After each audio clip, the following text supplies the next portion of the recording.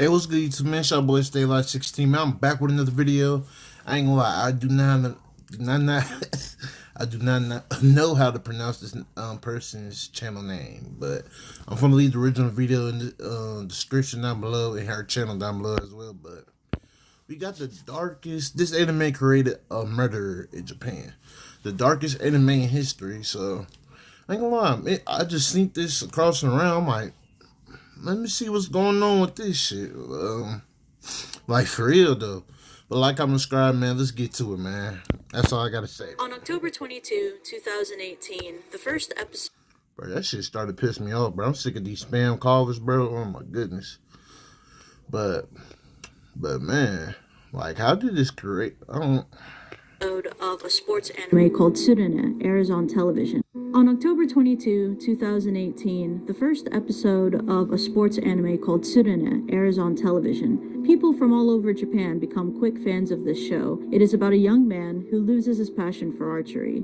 Episode 5 airs on television, and there's a particular scene that plays for about 2 minutes and 25 seconds that you can easily find on YouTube. The scene features two of the characters that go into a grocery store buying discounted meat. In the grand scale of the story, this scene doesn't really particularly play a big part in it and can be easily forgotten by most casual users. However, if you do manage to find this on YouTube, the first comment that you'll probably see is that this tends to be the darkest scene in anime. And they were right. Little would anyone have known while watching this episode that 8 months later after its release, this simple 2-minute and 25-second innocent scene would have been the catalyst for the anime industry's darkest moment in its entire history and in Japan's modern history. You telling me a scene from a grocery store caused a mass murder, bro? Was this nigga vegetarian or some shit? Like, what the fuck? Like, that scene alone let you crash out like that, bro? Hell no.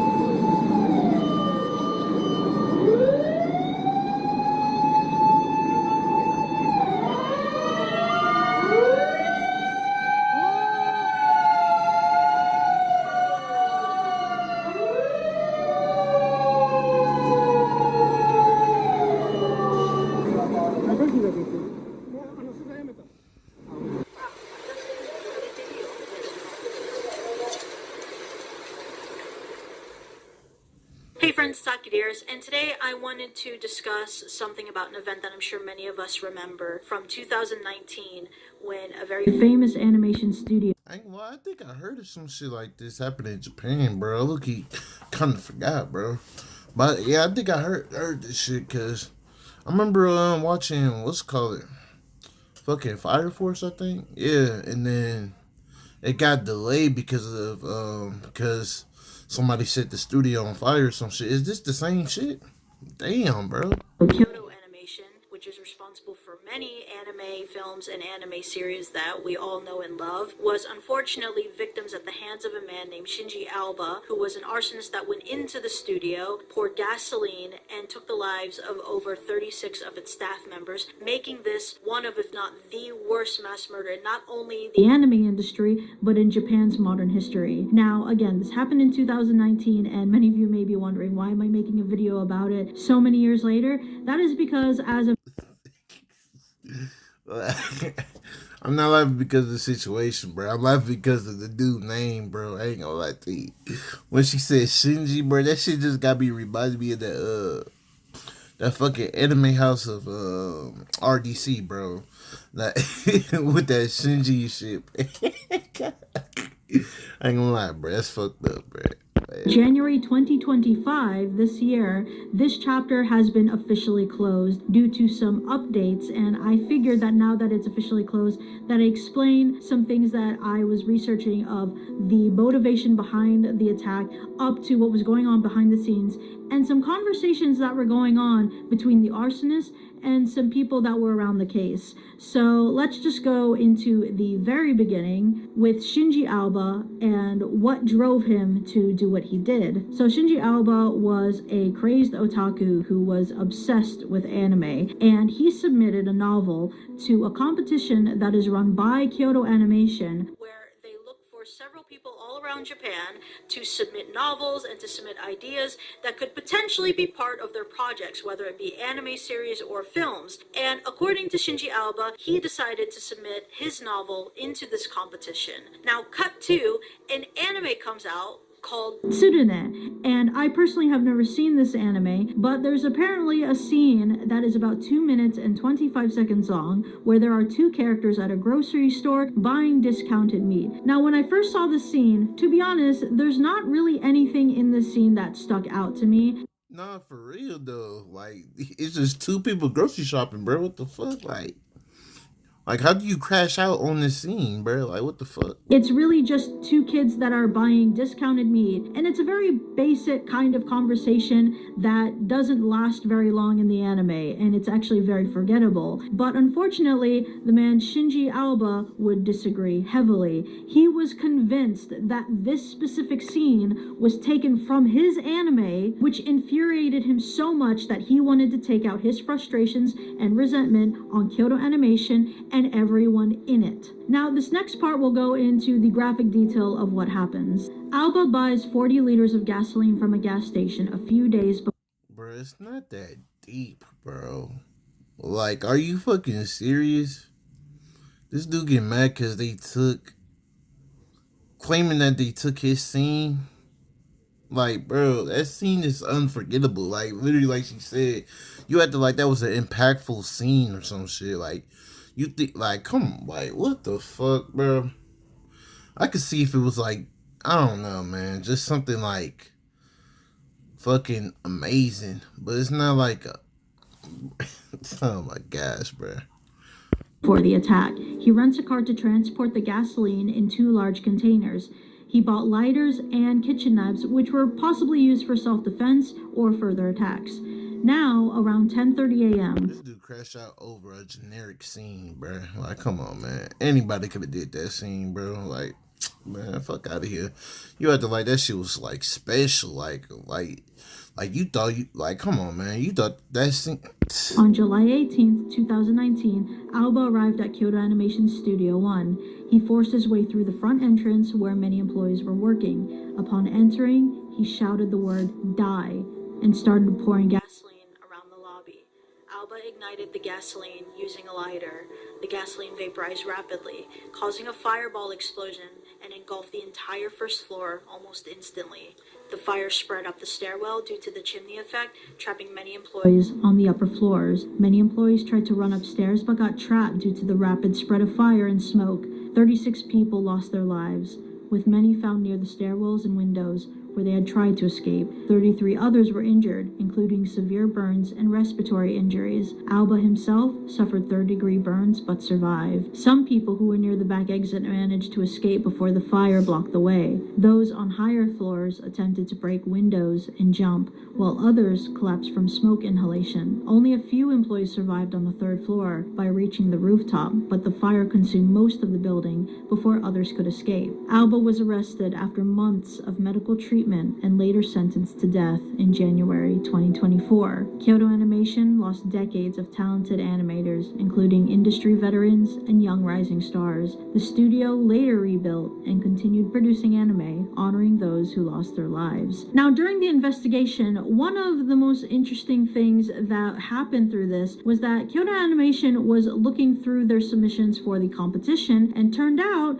that Shinji Alba never actually submitted his novel into the competition, leading a lot of the people from Kyoto Animation wondering, how did he make this claim that we took his idea if his idea was never submitted in the first place, which led to detectives kind of determining that he was just stuck in his own delusions and somehow convinced himself that Kyoto Animation stole his idea anyway and thought that this was worth taking people's lives over. Also, in 2020, Kyoto Animation made a Stupid. Crashed out for no fucking reason. First of all, you had a generic ass scene. The scene wasn't even that super fucking impactful. I could see if it was impactful as scene and you get pissed about it. Okay, that's a different story. Well, that doesn't mean you get to run around to killing people, bro. Like, what the fuck? And secondly, you didn't even put your shit in. Like, bro, you literally crashed out for no fucking reason. And now you got jail for life, bro. Over this, bro. You crashed out over this. I ain't gonna lie, bro. Your ass must have been desperate, bro. I ain't gonna lie, bro. Your ass must have been. Hell nah. Statement regarding the writing contest and how it would be put off for the time being. But since then, there hasn't been any signs that it's going to be held again. However, Kyoto Animation still has a comic contest for their fans to still participate in. Now again, this is a very long and drawn out trial due to also the treatment for Shinji Aoba's wounds. And during this, it actually turns out that there were some private conversations between him and the doctor who was treating him that I kind of wanted to read out to you guys. ちょっと嫌な気はしましたけど、もしかしたらと思ったら、やっぱりそうだった。犠牲になられた方、それとご家族と被害に遭われた方とそのご家族のためには、死に逃げさせてはいけないっていう、もうその思いが強くって、もう絶対容疑者を死なしちゃいけないっていう、もうそれだけです。Alba underwent multiple skin graft surgeries and under treatment for around 4 months. Dr. Ueda visited him. That's one thing. I mean, everybody should know this already, bro. But some people feel like crashing out, just killing the motherfucker. But at the same time, for you to bring them in and get held, them to get punishment under the law, it's kind of like a bigger, a bigger lesson because now they trapped, they in prison and they can't never escape, especially if they get life, bro. And in prison there's like, it's like hell in there, bro. Like, you're literally a slave in there. You feel me? Some people feel like just killing a person, but overall, bro, you taking them in and shit, they're gonna suffer more. They literally dead, but they still living. That's basically what prison is, bro. Basically, but I don't blame people for crashing out, killing their loved ones to kill back instead of, instead of them letting the law do their business. But I don't know. I just wanted to say some shit about that, bro. Personally, I ain't gonna lie. I might have to slide, bro. You gotta lie to you. Every few months for treatments. Unlike in the hospital, however, Ueda was unable to have even simple conversations with Alba in the detention center, where officers accompanied him. As the trial was set to begin, Dr. Ueda told Alba something he had really wanted to say. You may face harsh and difficult things ahead, but don't look away. Face them. Alba didn't give a clear response. The trial then begins in September. While treating the patient, Dr. Ueda could not directly ask him about the incident, but he now understands why Alba said during the treatment, quote, "I'm not worthy of living. Have you ever been betrayed? Taking lives is absolutely unforgivable, even if you were betrayed." Now, the following that you're about to hear is a conversation between Shinji Alba and the families of the victims during the trial. I am the mother of a female employee who died. There's something I want to confirm once more.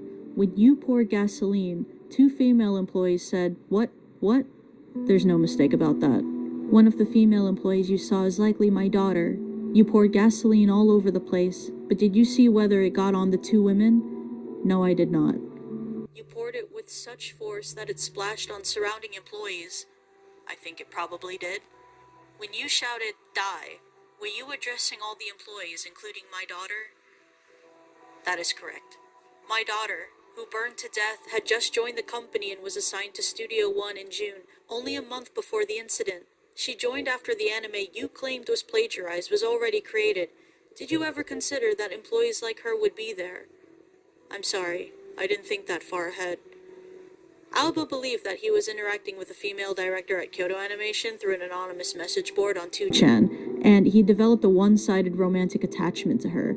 However, after being mocked on the board as a rapist by the supposed female director, he became reckless and further claimed that despite his novel being rejected from the Kyoto Animation Awards, the company and the female director had stolen his ideas, which led him to commit the crime. You mentioned hesitating before committing the crime and feeling pangs of conscience. Did you not think about the victims at all? My mind was entirely consumed with my own 10 years of suffering. I didn't have the mental space to consider the victims. What exactly do you mean by pangs of conscience? Since I was going to do something of the scale, naturally, significant people were going to die. Did you ever consider things from the victim's perspective? Birdie said 10 years, bro. So you know mentally that nigga fucked up, bro. Like, I don't know. That nigga was probably like you said, working on his career to the point where he didn't. How do I say this shit? He was working on his career and he just never get that notoriety. You feel me? And Brody probably just, I don't know, sick of it, bro. I ain't gonna lie, man. Let me ask you in return. When someone steals from you, do you stop to consider them? Right now, you are not in a position to ask questions. I was called a rapist. Does Kyoto Animation not feel anything about that? Before your 2012 convenience store robbery, you considered suicide. What did you mean in your online post when you wrote about, quote, disappearing? It meant cutting all human ties and starting over somewhere else. That was never an option for you before you committed this crime? Are you telling me to hurry up and die? Did you truly have those feelings inside of you? I must have, or else I wouldn't have written that. Yet, instead of disappearing, you committed the crime. Does that mean your grudge against Kyoto Animation was stronger? I believe I did my best to prevent the worst case scenario. Why did you think you could win the Kyoto Animation Award by submitting your novel? Someone who seemed like a top editor on 2chan responded with, quote, I've seen something amazing, and even asked how I would use the prize money. That made me believe I would win. Did you ever consider that work might not be good enough? No, I didn't. How did you feel when no one read your work on a novel submission site? Yeah, that's what I meant to say. Like this, basically, bro. Earlier, bro. Like people probably wasn't even tuning into this shit, and Brody just crashed out. He was just sick of it, bro. He wasn't getting, basically, he wasn't getting what he wanted and shit with his work. So, It's not about whether the work is good enough. On those sites, gaining views depends on having a fan base and building connections with them, rather than creating something high quality. You were an experienced 2chan user. Did you know that that platform has a lot of impersonators? Yes, I used to use it. You said you were certain that the female director was personally responding to you. Did you ever suspect that it was just an impersonator tricking you? On 2chan, there's a term called trolling. When you accuse someone directly, they tend to dismiss it if they're a real person. Since she responded in that manner, I was sure it was her. I think it's quite clear to everyone who heard this trial that Alba's sympathy extended the length of a teaspoon. 怒られたとかっていうような言葉も使ってたような、自分が悪いんじゃなくて、何かこう被害者的なものの言い方をしてたように聞こえました。Even after taking so many lives from Kyoto Animation and hearing the families, Alba remained convinced that he was still in the right and the victim in all of this. Now, on a separate article, I wanted to read the what an idiot, man. apology that was read by Shinji Alba in court. I can only say, I'm sorry. I take the incident seriously, but to be honest, I can't deny that I often turn a blind eye to the magnitude of what I did. I think I should pay for my crime with that. Now, at this point, it's 2023, and reading that apology, it doesn't sound like that Shinji Alba at this point was really accepting what he did fully. It didn't really seem like he was grasping the magnitude of what he did. I think a lot of that probably is thanks to the doctor pushing him. It might have been very possible that Shinji Alba would have not given any sort of apology at all. Before setting the animation studio on fire, Alba had apparently hesitated, wondering whether he should proceed with the attack. Ueda imagines Alba must have reached to that fateful day while bottling up his worries. Now, the following is the last thing that the doctor says with Shinji Alba. What if I had told you not to commit the crime? The doctor asks during treatment. Alba then replies, I don't think I would have done it. 京都アニメーション放火殺人事件の裁判で、京都地裁は先ほど青葉真司被告に対し死刑判決を言い渡しました。Shinji Aoba, at 46 years old, was sentenced to death in January 2024 by the Kyoto District Court as sought out by the prosecution. He was convicted of murdering 36 people and attempting to murder 34 others in the arson attack at the studio in Kyoto on July 2019. However, immediately, Shinji Aoba's legal team decided to push back and request for the judge to reconsider, claiming Shinji Aoba as insane and not in the right frame of mind during the attack. This added over a year's worth of more tedious and scheduled trials.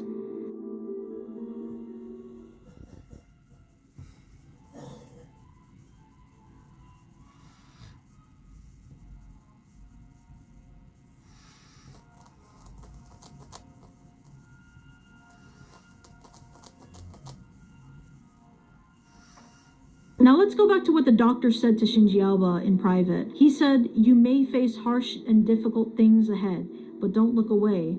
Face them." Would you say that the doctor's That sound like an anime nigga, bro. Alright, bro. Let me stop joking, bro.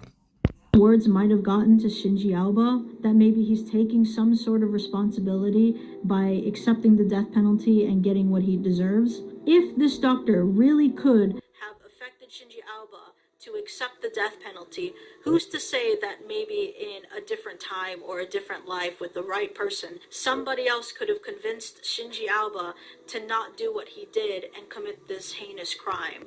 It's crazy. 'Cause I was just about to say that, bro. Maybe he just really needed somebody there for him, bro. I don't know, somebody to talk to, have his back. You know what I'm saying? Think things through with him and shit. Like before he did any of this, bro. It was clearly that bro was depressed with his life. Like for real, man. That shit. I'm really glad that justice actually was served here. And as for the victims' families, I really do hope that they have found some peace in this world through all of this. And I also praise Kyoto Animation that they've managed to come back from all of this and stand up on their own 2 feet, still giving us some really great anime. But thank you guys so much for watching. If you want to check out some more content like this, I have made a few videos about true crime and other. Hey man, like, comment, subscribe to her, man. I'm finna leave. You already know I'm finna leave the original video of her channel in the description down below. But everything I must say, man, this shit is sad though, man. Like, rest in peace to everybody there, man. Just that shit crazy. But yeah, bro was just clearly depressed. Damn, I can't even talk today right now. Depressed with his life and what he was working on, because literally he said he even has not been in the right state of mind for 10 years. Like, clearly he wasn't where he wanted to be at with his work, and just really depressed with his life and shit, and just crashed out, bro. Just, yeah, Brody was definitely mentally not there, but man, it's still not an excuse to crash out over that shit, man. That shit, literally. Now you got innocent people involved, like old girl daughter. She only worked there for a month. She didn't even have shit to do with that anime, bro. Like, shit just sad, man. Shit sad over around, man. Like, comment, subscribe, man. Help me all enjoy this video, man. I ain't got nothing else to say, man. Like, comment, subscribe. I'm out, man.